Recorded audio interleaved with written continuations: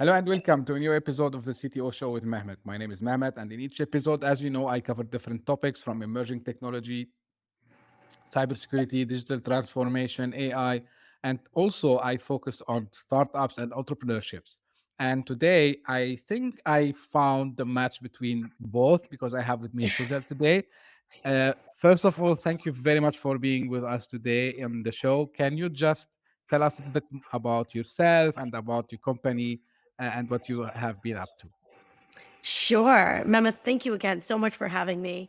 My name is Sejal Lakhani.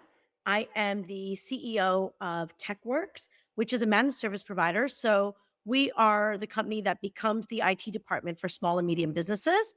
We also focus hugely on cybersecurity. So we have a huge cybersecurity arm, and we've been lucky enough where we've actually been named the top cybersecurity company in New Jersey. And we have a cloud platform. So we've built our own cloud to keep everything sort of, combined in one little chain. And we basically work with small and medium businesses, a lot of them who have compliances, a lot of them who have a lot of personal identification, et cetera. So that's what we specialize in. That's great to know about this. And actually, when I was preparing Sejal for today's episode, I found something which is caught my eye. So I understood that you entered into the IT industry, from a different place. So how, like, how was the learning curve? Because everyone thinks that IT is hard and it's not for everyone. So how was your experience? Yeah, so I did. So I'll give you a little more background. So, I actually was in the banking world. So I worked at Merrill Lynch, I worked at Deutsche Bank, I worked at Morgan Stanley. I went from the trading floor through various countries, through various desks, and I did a lot of different things. In 2012, I decided that I was going to quit my job and sort of just be at home. Have a little bit of time. I have two young boys that were like, I don't know, 3 and 1 at the time.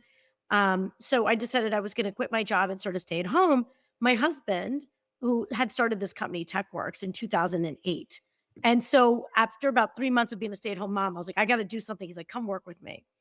And you know what I really found is that businesses, small and medium businesses, any business, CEOs don't speak Techinese. They speak English. They want to know how something's going to impact their bottom line, how something's going to affect them on a day in, day out, how they're going to take care of something that they're thinking about every night, that's keeping them up every night. And to do that, you actually can't speak technical. So I know enough to be dangerous, but from a technical standpoint, I have an amazing team that works for me, both for TechWerxe and for CloudWerxe, which is my cloud platform. Well, that makes sense because I work in technology. I work in technology consultancy, and I still do this now by my own. And I'm a big believer that actually, technology should be translated into business outcomes. So this is why, Exactly. yeah. So this is why that completely makes sense. And but like it's very good move. I would say it's a courageous move. So I understood that your company you focus on small medium businesses, right? Yes. So Yes. so the question is, um, from trends perspective, right? So are you seeing SMBs understanding more and more the importance of having someone to give them hands to, to have their services up and running, to have their cybersecurity taken care of? Because at some stage, people they thought, okay, we can have kind of what is called of shadow IT, like maybe there's one guy who works in HR and he can take care of that. Exactly. How do you see this is changing now? So Mehmet, let's I'm gonna take a step back for a second. Sure. Cybersecurity is a huge buzzword, right? You can't turn on the news without hearing something about a hacking or a breach or bad actors. So it's become a buzzword. Um, Large businesses, and I think you covered this in an episode in recently in the past, if I remember, large businesses now can say this is the most important thing. Cybersecurity is the most important thing. Yes. But what small and medium businesses hear when they hear cybersecurity, all they see is dollar signs. How much is it going to cost me? And I am a small and medium, I'm a small business owner. I'm not even a medium business. I'm a small business owner. And I can understand when we're looking at certain things, the way those words sound and the dollar signs that pop out, and you're just scared. You get scared. So what ends up happening is any business owner is going to look at it and go, you know what? I'm a small business owner. Not me. It's not going to happen to me. It'll happen to everybody else. It's not going to happen to me. What I hear from a lot of business owners is, Sejal, we don't see it happen to a lot of small businesses. When you turn on the news, you don't hear about it. And I go, you don't hear about it because those businesses are out of business. Because if Target gets breached, they have $1 million as couch cushion change. But if a small business gets breached or a medium business gets breached, they can't afford to lose $1 million. I think that people are starting to understand the value and the need. It's no longer a luxury to have a true IT company. Look, it's not just about, oh, yes, yes, yeah, like you said, that HR guy that shadows it. But or it's like, well, my CFO's daughter's boyfriend kind of does it a little bit, so he comes in and does it. If you're not constantly monitoring, so you need to have monitoring, you need to have the right tools in place, the right tech stack. It has to be monitored properly. The person that's monitoring it has to be able to read it appropriately, execute on the actions, and your people need to be trained. So if you don't have all of those aspects covered, then you don't have a true thing. So any of the money that you're actually spending is kind of wasted. So we see right now that small and medium businesses are starting to say, yes, we need it. We understand the importance of it, but oh my gosh, Sejal, it's so expensive. And that's honestly why we started the company several years ago, not just around cybersecurity, but over a decade ago, more than a decade ago now, 15 years, we started the company because we were trying to provide enterprise level solutions at an affordable cost for small and medium businesses. So when we do certain things like cybersecurity, et cetera, we need to, small businesses, we all need to understand that it's extremely integral for them to have even more security in place, even more tools in place, because they're the ones that are easy for breachers to hack, for the bad actors to go after. So I think we're getting there, but we're not close yet. I mean, I listened to your episode from a couple, weeks ago and or last week and really, it's impressive because for small and medium businesses, it's a money thing. It's how much money are you going to make me spend? And that's, we get into the discussion of, well, how much money can you afford to lose if you get breached? Right? Yeah. What and it's not just money for SMBs, it's their reputation. For anybody, it's their reputation. But for SMBs, imagine telling your clients that you were breached. Imagine being an accounting firm or manufacturing company or anybody with any, confidential information, intellectual property. It becomes a big problem. So we're starting to get there, but there is still that barrier that it won't happen to me. It costs too much money. Do I really need it? Can I just go bare bones? Can I have somebody kind of give me some of it? What if I don't really put training on it? I just kind of put it there. We don't monitor it. It doesn't work anymore. Yeah, we're speaking the same language. Um, I remember like a couple of years back, there was a something in the news about actually a service provider somewhere in Europe, and they were hit by a ransomware, and then it's a web hosting company. I just remembered. Yeah, it was a web hosting company, and they had to come a couple of weeks later and say to their customers, "Sorry, guys, we are out of business." And they were like a small, actually. They are not like that. They are not like GoDaddy or Namecheap or Right. something like this. And the problem is, it's like, and this is, I'm hoping by repeating this again, and you said now, Sejal, like I'm repeating this almost on every episode where I have someone who is expert in cybersecurity, and maybe you are bored, but my mission is to get this message. It's not like should I have a health insurance or not. Like it's not the same thing. It's something you have to have there. Now, like if we want to continue from like cybersecurity perspective before we jump on something else, you mentioned data breach, right? And we know about ransomware as well. So where do you see, like other threats coming in? Like what could be other threats in that space that customers need to focus on? Because again, unfortunately, in cybersecurity and in technology in general, when we repeat the same things again and again, people they think it's just a hype, right? But we know that It's not ransomware true. is it's not, Yes. and we know data breaches. So what other things you usually advise your customers to take care of as well? Look, we're in a whole different ballgame now. Okay. So we went from everyone being in an office, right? We had firewalls around our office. We were like in a secure little building, and it wasn't so hard. Now we've got people working not just from their homes, but from all over the country, all over the world. And I know everyone's saying, oh my gosh, Sejal, people were doing that from before. But small and medium businesses weren't doing it as much. Now it's easier to hire somebody in Dallas and Florida and Nashville because it doesn't matter. We don't have an office to go to, right? So there are a couple things. One is, let's talk about ransomware for 1 second. First of all, you shouldn't ever pay ransomware, right? That's a known thing. I think everybody knows that. But do you know that most people, 1 out of 4 people that pay, don't actually get their data back? Guys, the bad actors are not reputable people, right?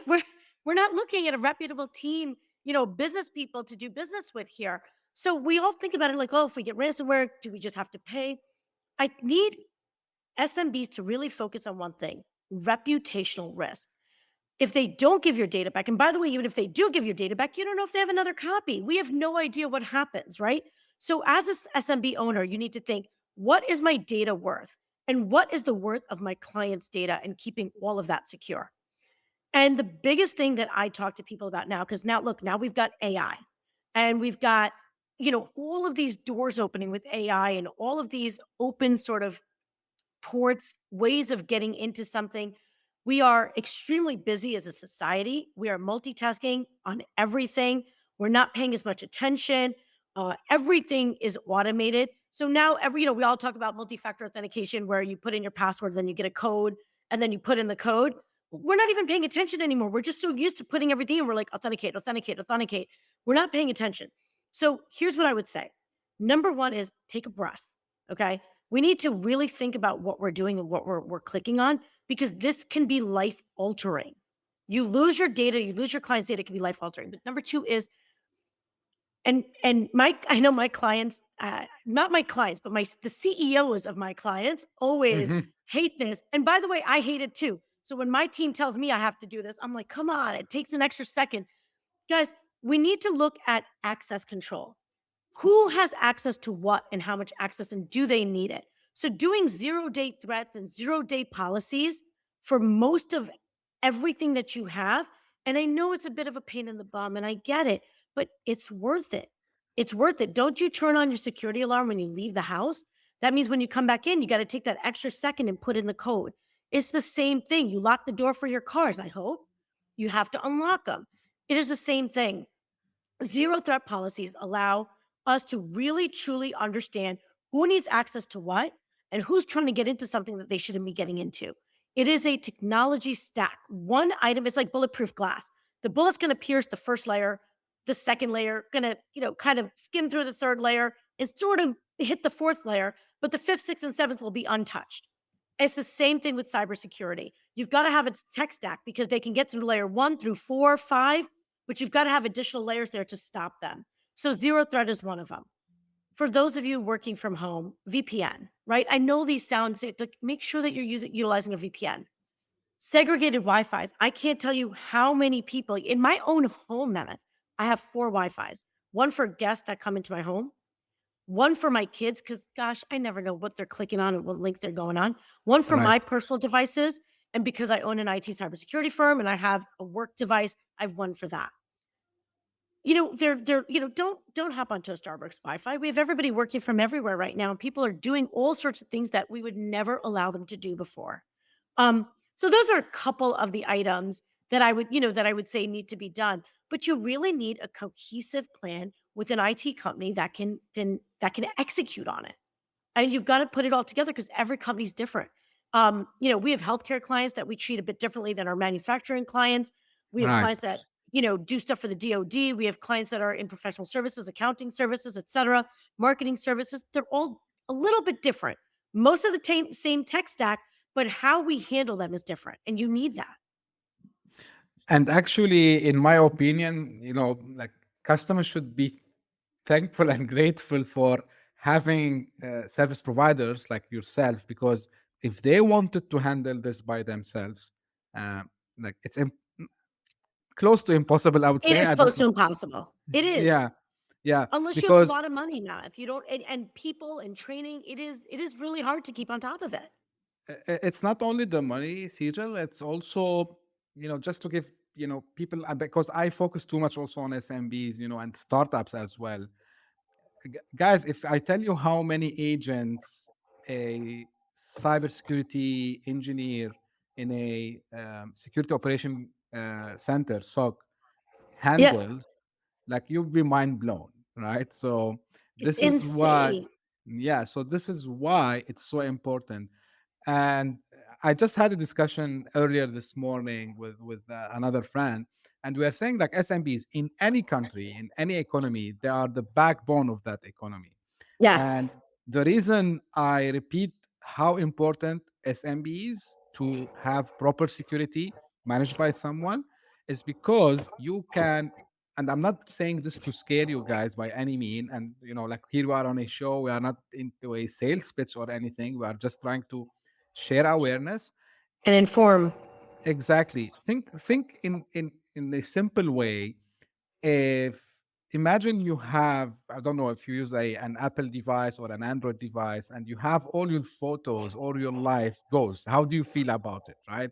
Like your whole life can be deleted and you cannot get it back. I mean, right? From photos perspective. Yeah. So think about it.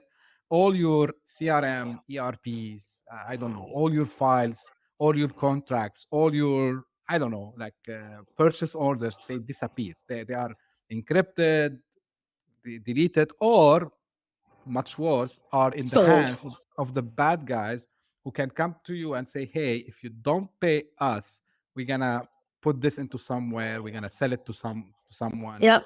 So this is very important. Now, another aspect you touch on now is AI. And I want to ask you, how do you Good. see not only the AI adoption? I mean, we have a lot of technologies that are adopted in enterprise, let's say, but I see personally that SMBs deserve that as well. Like AI is one of them. Yes. Data analytics is one of them. Are you seeing, from your interaction with clients that they want also to adopt these technologies as well? Oh, I see so many of my colleagues. So I'm part of an organization called Entrepreneurs Organization. It Hmm. is all business owners, and that you have to be a business owner or founder um, in the organization to be in the organization. And I can tell you, people are using it for all sorts of things, from marketing to blogs to writing policies to writing contracts to obviously it's a 70%, 80%. But please, I think one of the things that we need to realize is AI is not always factual. We've got to still verify.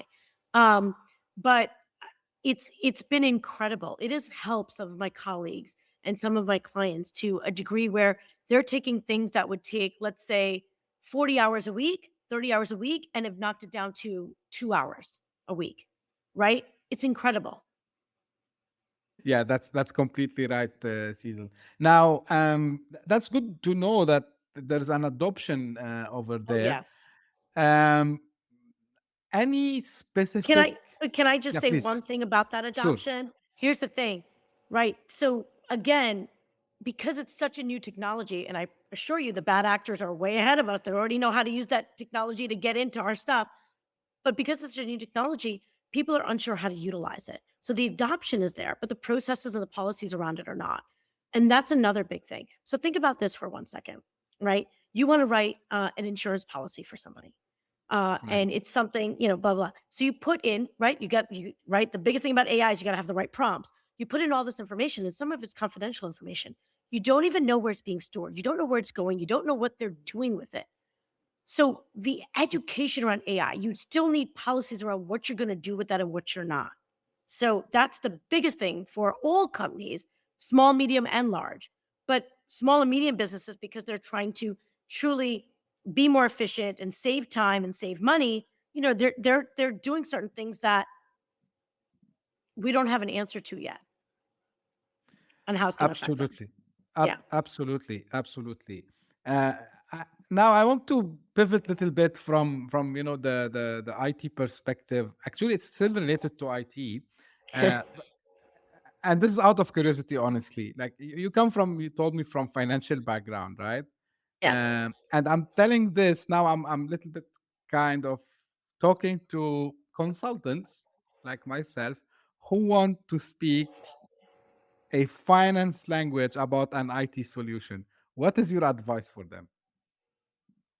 Can you unpack that a little more for me? What do you mean a finance language? Like how to actually associate money with the different solutions and like that? Yeah, Or yes, yes. So yeah. and the reason I'm asking this question because I want everyone to understand to tie, whatever feature or Yeah. anything to some money. If you can like Well, put some lights on this. so I mean, I do it all the time, right? So we talk about when we talk about a business being shut down, right? When I'm talking to a CEO and they're like, "Well, we were breached and we were shut down." You just said that that other company was shut down for like 4 or 5 days or something. We had a service provider here that was shut down for 5 days. And they're like, "Well, we were shut down for 5 days. So yeah, we lost this many orders or we couldn't do this." No problem. But what about all the other money? What about the employees that you're paying that are not working? What about the rent? What about the opportunity cost? What about the what about all of these other costs that go into it, right? When we're talking about data and we're talking about how long, so for most companies, they do sales. Our CRM is our gold mine. It is everything that we have on how we're going to get clients, right? Yeah, If somebody took that CRM away, how many years, how many people, how many salespeople did you pay for it? How many years did it take you to get it? How many phone calls did you make to those people? How many marketing messages did you send? How much time, how much energy, how many blog posts? Everything goes into it. So when people are looking at data breaches, they're like, well, we have to pay ransomware of $1 million. It cost me $1 million. No, cost you $1 million, plus your insurance, plus the lawyers, plus all the downtime, plus the employee cost, plus any opportunity cost. And by the way, what do you think your reputation is worth? 100%. And any regulations related cost as well. Oh, all the loss of clients or regulations from compliance are a whole different thing. I mean, that's just, I mean, there's a company that I'm aware of that used to supply to the DoD and small company, 8 people.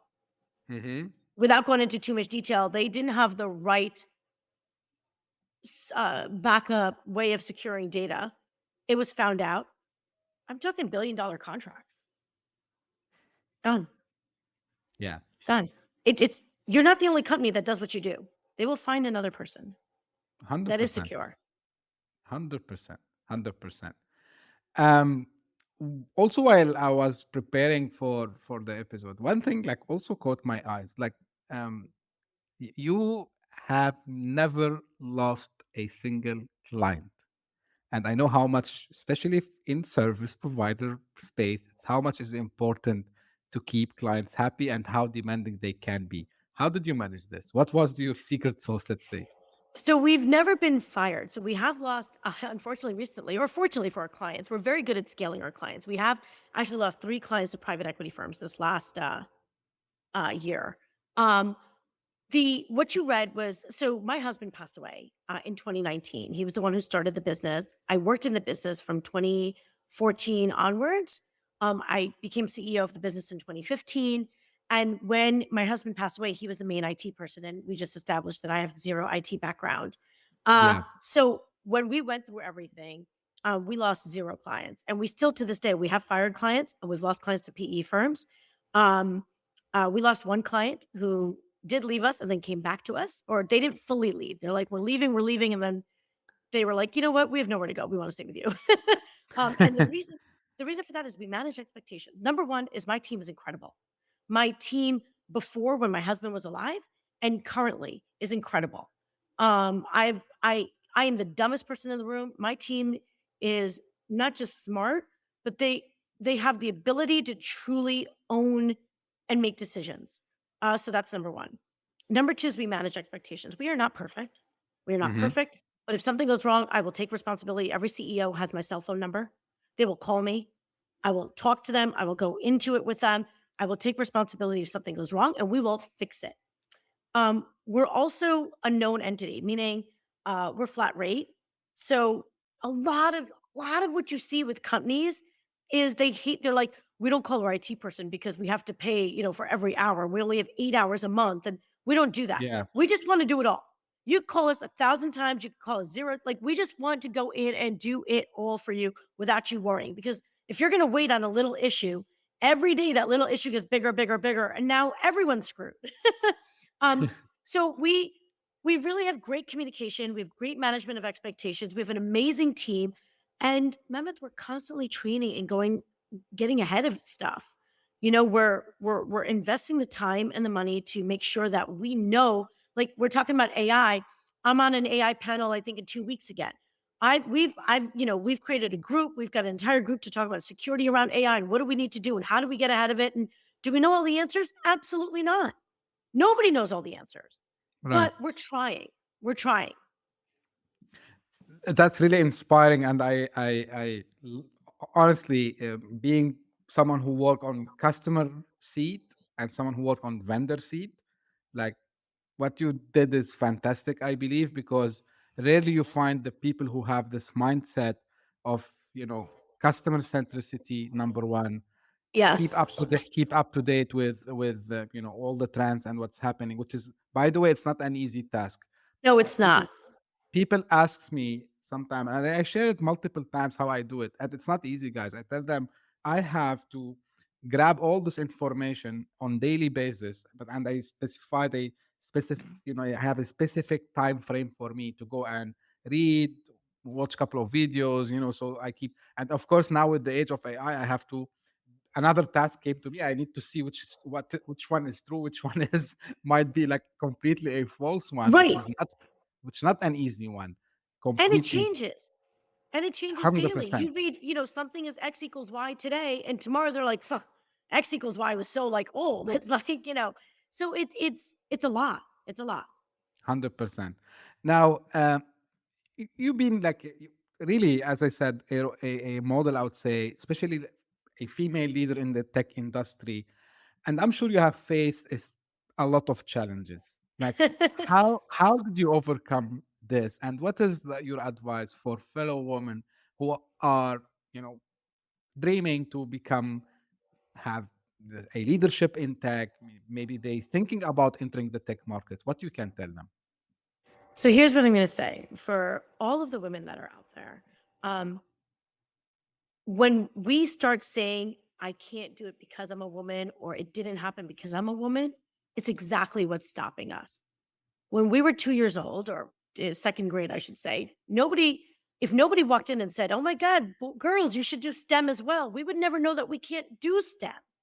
So let's Right. take a different mindset, right? For the women that are out there, we actually have a better position. We're vulnerable. We're empathetic. We have the ability to do things that men don't have the ability to do. Truly, men and women are two totally different people, not just biologically, but mentally, physically, just the way we think. Use it to your advantage. There's nothing that says women can't do it. When I was at Deutsche Bank, Mehmet, I worked at Deutsche Bank. I was doing projects, etc. And um, I ended up truly sort of diving in, and I was given the opportunity. I had both my kids at Deutsche Bank, and I then worked from home 2 days a week at Deutsche Bank. 2 days a week, I worked from home. And I'm talking about in 2008, 2009, 2010, 2011, by the way. Nobody worked from home, not from a bank then. We have the ability to do what we want to do as long as we think about it that way. So, for all the women that are out there are challenges. Don't get me wrong. I just had a gentleman last night tell me, hey, I don't meet with women alone at all. And, there was this guy, and I thought he would be a great client. There are going to be challenges, but there's a lot of other things that are not challenges. So focus on those and continue working towards it. There's no reason that we can't do anything and everything. There's no reason. I'm a mother of two boys. I just mentioned briefly, I'm a widow. My husband passed away 4 years ago, and I have 5 companies. So there's no reason we can't do it. It's only when we start off with the reason, and no more excuses. I didn't get it because I'm a woman. The one other thing I want to say, because this is very important for women, is fix the crown on the woman next to you. Women tend to work against each other where men tend to work together. And when we're working against each other, none of us gets ahead.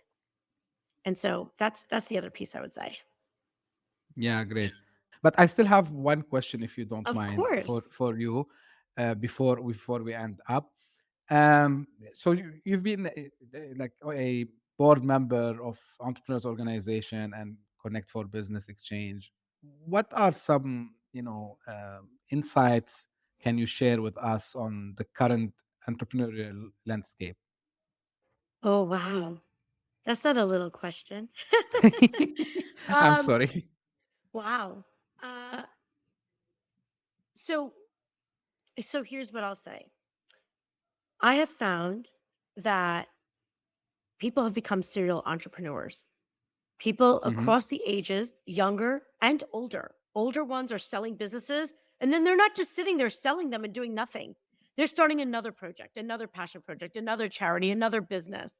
Um, entrepreneur Entrepreneurs breed entrepreneurs, and what's happening is as you start to hang out with everybody, you're starting to see serial entrepreneurs, and people are in all sorts of verticals. I have a real estate agency, I have a liquor store, I have, cloud platform company, a cybersecurity company, a managed service provider company.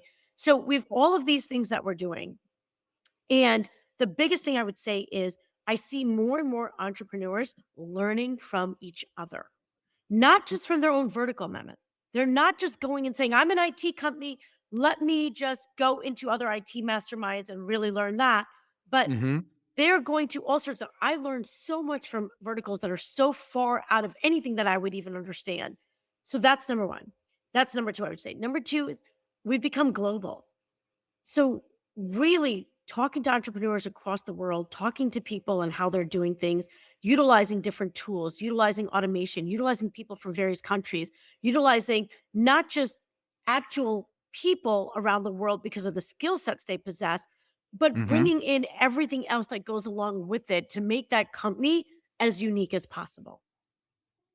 Well, that's really very, very, I would say, helpful, and I agree with you, especially on of course, on both points. But the second one makes a lot of sense because the world is more connected, and we should be global, and we are seeing this actually across the board everywhere. And Yeah, there's no difference now because back in the days, like everyone's saying, hey, like U.S. market is different than Europe right. market is different from like Middle East market. Uh, of course, there will be some cultural aspects like this is, but it's related Of more to course. the way how you operate your sales and marketing, right? But when Yep. it comes on, I mean, the business itself, I mean, the entrepreneurial part of it, it's completely, I would say now, global and universal. I can claim this. But Um, but the other part of it, Tell me. Mehmet, is that we can learn so much, right? How do we make something in the US, in New Jersey? How do I make my IT? I met a guy in Zurich that runs a cloud platform the way I do. Oh, no, Hmm. not the way I do, better than I do. And I was able to pick up pieces from that and implement them here. There's nobody else here Wonderful. doing that. Wonderful. So Wonderful. I think it's really important, and to go back to the old adage, it's not what you know, it's who you know. It truly is about who you know and utilizing Networking. those connections and building the most amazing network for you. I have incredible networks for everything. That's like and yeah, I have no problem in saying this, on the episode, because I mentioned in one of the episodes that I did this mistake, when I was younger, and this is my advice for young generation, especially if you are planning to have your own business. And by the way, I think the future is more into entrepreneurship. Yeah, Yes. I'm not saying corporate world will demolish and finish. No, of course, no. We will still have these big companies, but I'm a big believer that we will see more entrepreneurs. We'll see more solopreneurs. Actually, this is Yes. my own view and my advice, because I figured this out a little bit late, but it's good that I figured it out. Is network, network, network, network. Like I cannot keep saying this enough. Yes. Yes. Before we come to close, Sejal, like I have a famous question that I ask at the end nowadays. What is the question that you wished I asked you? Oh, wow. I didn't hear that question on the thing. Is I okay? This is Is a that new, probably this is on wow? the new Um, episodes. Yeah. what is the question? So one of the things that I love to share my experience on my failures.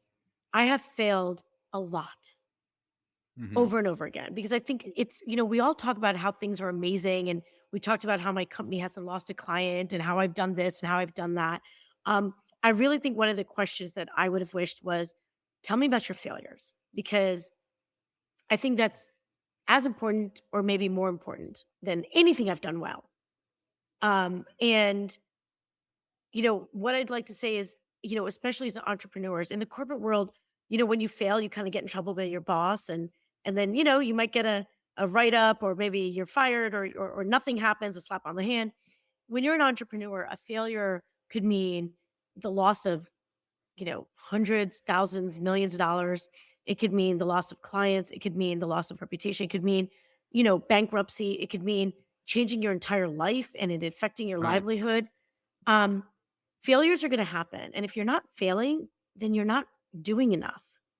Because if you're not going to fail, then you're really just not taking enough risk to move your business and yourself forward. So what I would what I would share with your audience is don't be scared and don't wait for everything to be perfect before you do it. It will never be perfect. That's why you're an entrepreneur because you Right. want everything to be perfect and it'll never be there. So start to take the first step so you can figure out after that first step what the next step is. And the next thing is to appreciate what you've done. I appreciate my failures. I've appreciated the mistakes I've made and I've appreciated the people that have helped me out of my mistakes. And the last thing I would say is ask for help. We don't, my father's generation did not ask for help. Everything was done on their own. Let's not Right. be that generation. Let's ask for help because people are more than willing to help. So there you go. Uh, Great, and I'm happy you shared this, because I always, anyone who asks me, and I mentioned even here on the podcast many times, in my dictionary there is nothing called failure. There is learning, right? Yes, Because you fall down, you stand up again, and that exactly. famous quote. If I'm not mistaken, it was. I'm not sure if it's not his. I'm sorry, but I remember that it's Denzel Washington. Like, if you don't fail, you're not even trying. There are a lot Yep. of also like quotes like this, and that's true. Like, because if like, this is how, when we were kids, this is how we learned how to walk. This is how we learned to Exactly. right. Yeah. So you need to try, and this is, like, I would say, it's a nature, right? So this is how we actually succeed in things, and especially I'm talking here about people who thinks to go into an entrepreneurial journey or tech specifically, because people, they are afraid, they hesitate too much. Yes. No, no, no, don't hesitate. What's okay? So don't ask what would happen if this happens. Ask what will happen if I don't do this. Like, I think, Exactly. yeah. So this is the mindset. Like, I was lucky enough to learn it again late, but again, like, there's nothing called late, even in this one. And I'm Yep. really glad you shared this. Because we are in a time that I believe we need to give back our experiences. And as you said, don't hesitate.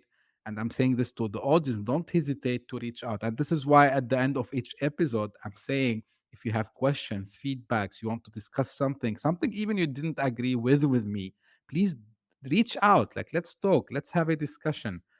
Well, Sejal, like, really, I enjoyed the discussion today. It's a very, I would say, one of my best episodes ever. I can claim this Thank because you.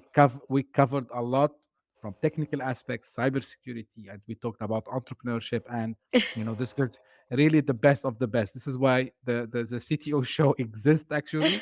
Pe- and people ask me why it's called CTO show. Like, it's too much technical. I say, but remember, a CTO is associated with tech, yes. A CTO is associated with startups and entrepreneurship, and a CTO is a guy who talks business and technology at the same time. So I think we covered all this today. Yeah, which is great, great. Thank you very much. And as we are coming to the end of the show, for everyone who's listening to us, if it's your first time that you tune in, please subscribe to the podcast. We are trying always to get the best of the best of the show. And also, please tell your friends, your colleague, your family about the show. You will not regret it, and they will not regret it. I guarantee you this. And I was mentioning a few minutes ago, if you have any questions, feedback, reach out to me. If you want to be a guest on the show, wherever you are in the world. I have guests from the US. I have guests from New Zealand. The other day, I had a guy, I think in Indonesia. So wherever you are, if you think you have something that is related to our theme, don't hesitate. Reach out to me. I would be more than happy to discuss this. Thank you very much, and until we meet in the next episode. Thank you. Thank you.